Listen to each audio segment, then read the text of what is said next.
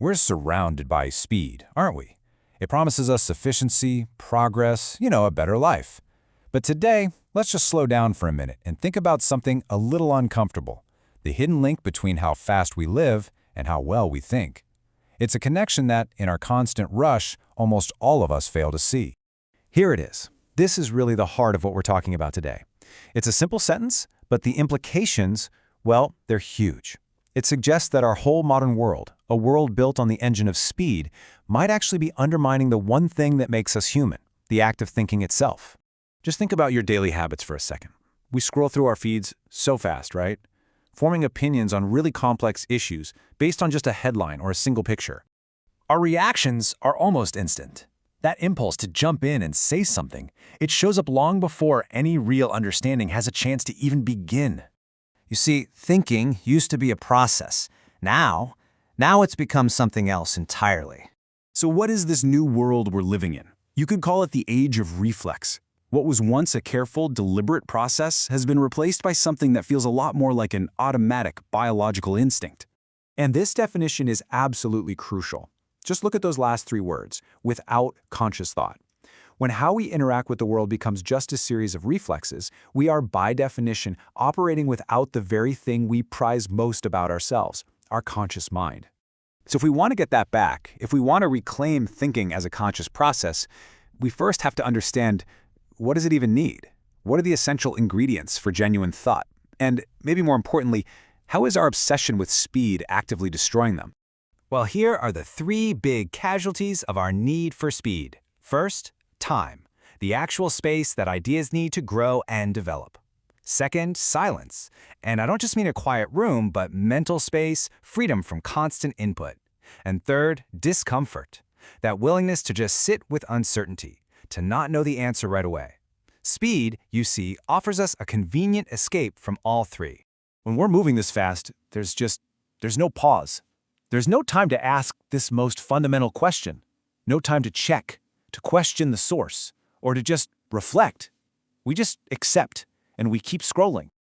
We get all our information in little fragments, headlines, summaries, sound bites.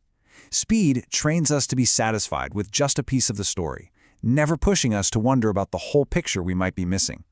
And then there's this one, perhaps the most important question of all. In the endless stream of information, everything feels urgent, doesn't it? We lose our ability to tell the difference between what's truly vital and what's just trivial.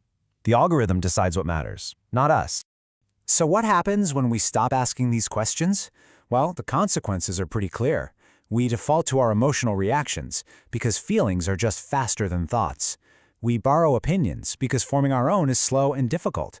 And we repeat and share ideas not because they're true, but because they're delivered with confidence. This really sums it up perfectly. Our public conversation becomes a race for attention, where we mistake volume for validity. We're all shouting, but have we forgotten what we're even trying to say? Okay, so let's just step back for a moment. It's really easy to think that this is just how things are now, but history offers us a completely different perspective. It teaches us that slowness isn't a flaw to be fixed, it once served a vital, critical purpose. Look at this contrast.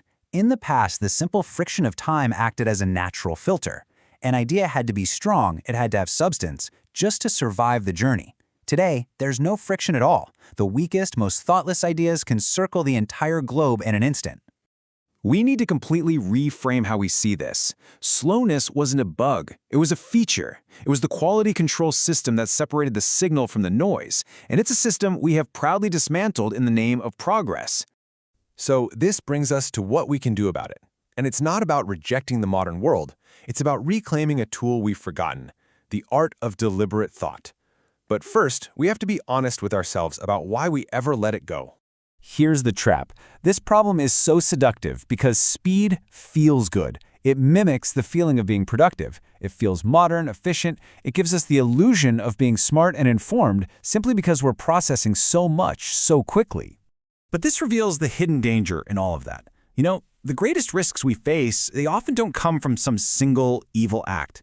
They come from this unexamined momentum, from millions of people all moving quickly in the same direction, without ever pausing to ask if it's the right one.